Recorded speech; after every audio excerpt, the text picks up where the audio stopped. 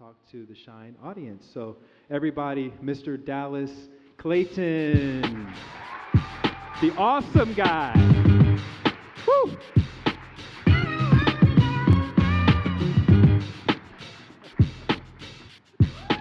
Both of these, if I hold them both like this, do they work? I'll do this one. Does this one work? It's got a cord. This place is organized. How are you guys doing? Let's try that again. How are you guys doing? You guys, I'm going to lay here for a little bit because normally I'm traveling around, I'm talking to children, and when I ask children how they're doing, they have a maximum amount of enthusiasm. So I'm just going to lay here while you guys think about the fact that I'm giving you permission to yell. How are you guys doing? Oh my God, that's so much better. Doesn't that feel good? Remember when you used to yell all the time when you were a small child and you were allowed to yell whenever you wanted? Yesterday, I was in the park. This cord is going to kill me. Yesterday, I was in the park and I saw a 5-year-old kid and he was talking to his dad and he said, "Hey, Dad, can you pass me some pizza?" And his dad was 3 feet away from him. But sometimes we forget that we used to yell all the time. And if you guys need permission, if you want to use this as an excuse to yell, you can do that. If you want to use it as an excuse to talk in the voice of your favorite cartoon character, you can do that too. There are no rules tonight.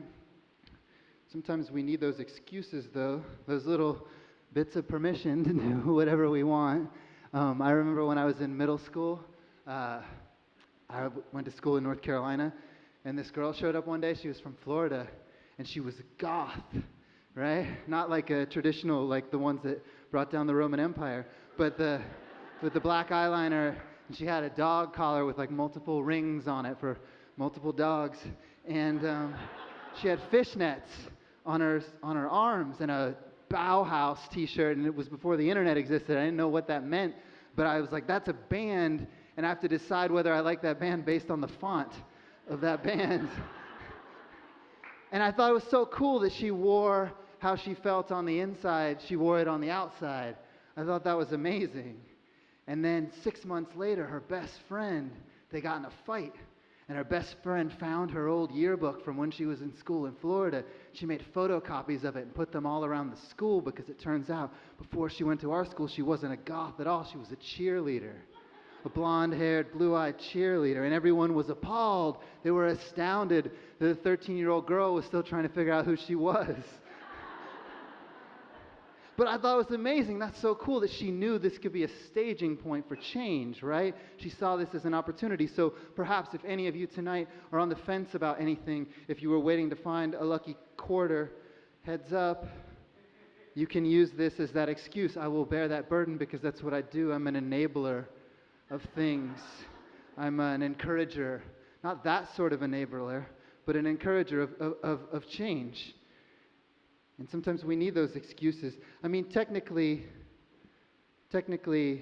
my job is that I write kids' books. And I travel around and I read them to people of various ages, sometimes small children, sometimes extra large children, such as yourselves. And I learn lessons from these people. And even though I myself am just a cheerleader pretending to be a goth, pretending to be a children's book author, I've become somewhat of an authority. So people ask me questions, right? Like this girl wrote me an email the other day. She went to Savannah College of Art and Design, and she asked me this question, which was, how do you maintain a childlike sense of wonder? Right? Like that's where we're living in 2015. You can just write an email to a total stranger with like this gigantic question. And even if they don't have the answer to it, they have to just walk around thinking about the answer for like 2 weeks, which is what I did.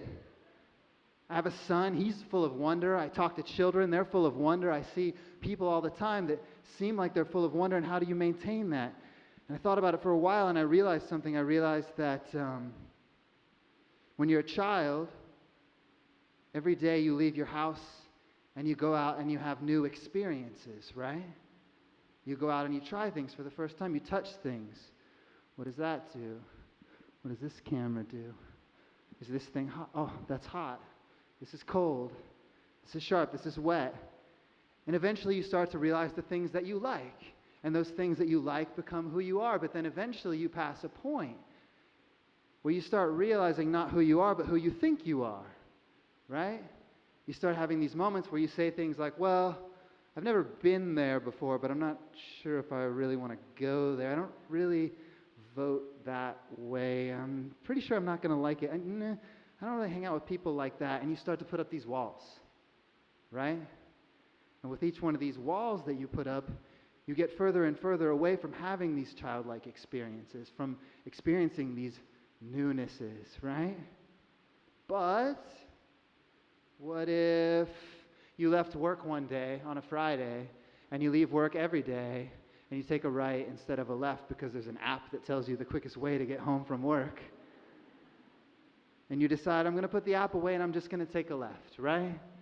Classic left. And you drive by a hill and you've seen that hill a million times and you've thought to yourself, maybe I'll go up to the top of that hill today. You go up to the top of that hill, and even while you're at the top of the hill, you're like, I know I've been here before, and you're watching the sunset.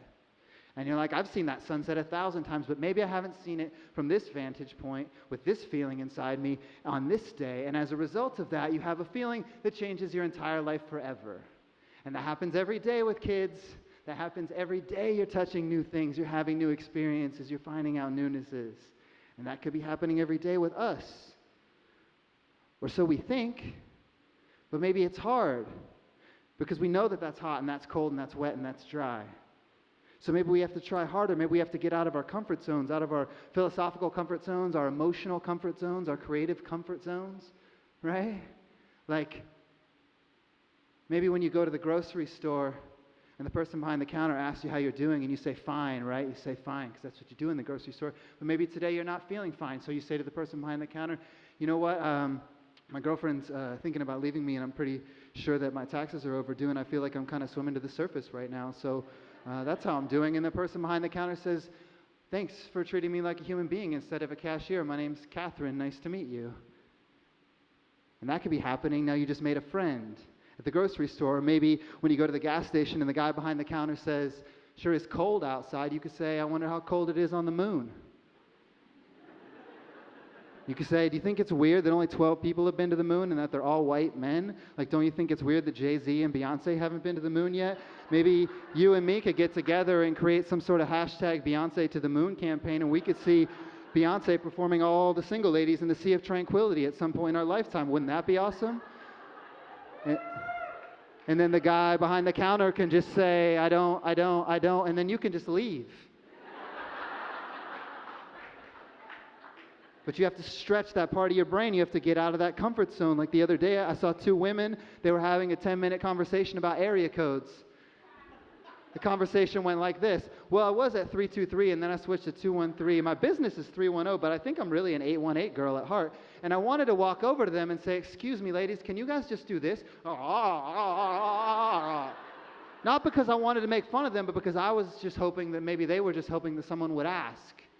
And maybe that's all we're hoping for is just someone to ask, and maybe I have to be that person that asks, so let's all do that on the count of 3 together. 1, 2, 3. We've never all done that before. That was amazing. That was a first for us all together. Thanks for being a part of that. That was great. Maybe that's what it takes, right? Maybe you just have to get lost every now and again. I like to get lost. My friend called me the other day. He said, let's leave our phones at home. Let's drive around until we get completely and totally lost. So that's a great idea. We got in his car and we drove around until we had no clue where we were, and we pulled over on a freeway off-ramp, and we pulled some skateboards out of the back of our car, and we started skateboarding on the freeway off-ramp. And while we were skateboarding there, a man came out of the woods, and he was a cowboy on a horse, a Mexican cowboy with a turquoise belt buckle and a hat. And he said in Spanish, do you want to get on my horse? And I don't speak Spanish, and I just said, sí. And I got on the back of his horse, and my friend took out a camera, and he took a picture of me, and the sun was setting in the background, and I looked exactly like John Wayne, exactly like a less racist version of John Wayne. And if you had asked me an hour earlier if I thought I was going to be sitting on the back of a horse on a freeway off-ramp looking exactly like a less racist version of John Wayne, I would have told you you were crazy. Maybe sometimes we have to get lost to get crazy. And maybe that's how you maintain a childlike sense of wonder. And those are just small examples, super simple, pocket-sized examples. Or maybe it takes a bigger thing every now and again to jar us forward. Maybe even something we don't want to jar us forward, like the fact that we're in space right now. Like the fact that we're all not going to be here eventually. Like the fact that the people you love aren't going to be here eventually, even though you think they are and you love them so much and you see them every day and it's really magical. Eventually they're not going to be here. And how special that is to be with them while they're here. We all know this. We wake up every day and we know this, and we try to avoid this fact as hard as we can, but it's true. And that's magical. I wrote a book about it. I'm going to read it right now. It's a kid's book. You guys aren't kids. But if you want to be, if you want to pretend, again, I'll give you permission for the rest of the week or the month or your whole life. You can just be like, Dallas Clayton said I can be a kid. Blame me.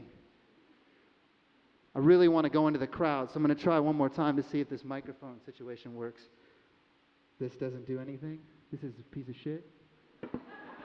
This thing, thousands of dollars. What if I talk like this? Fuck, I just broke that useless microphone. All right, I'm going to start on the stage, and then we'll just see where we go. I don't know. We'll see where we go with this. There aren't any rules. This book is called It's Never Too Late. It's by me. Maybe think about someone you care about a lot. Maybe someone that's important to you that makes you feel really good inside, like where you're like, fuck, I can't even, I want to cry just thinking about how rad that person is.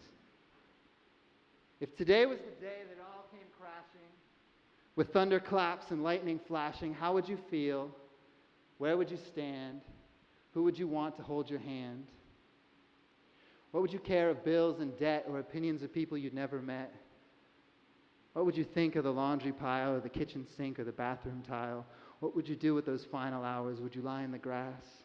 Would you smell the flowers? Would you set your alarm or straighten your bed or hug your cat and dog instead? Would you scream and yell or laugh and cry?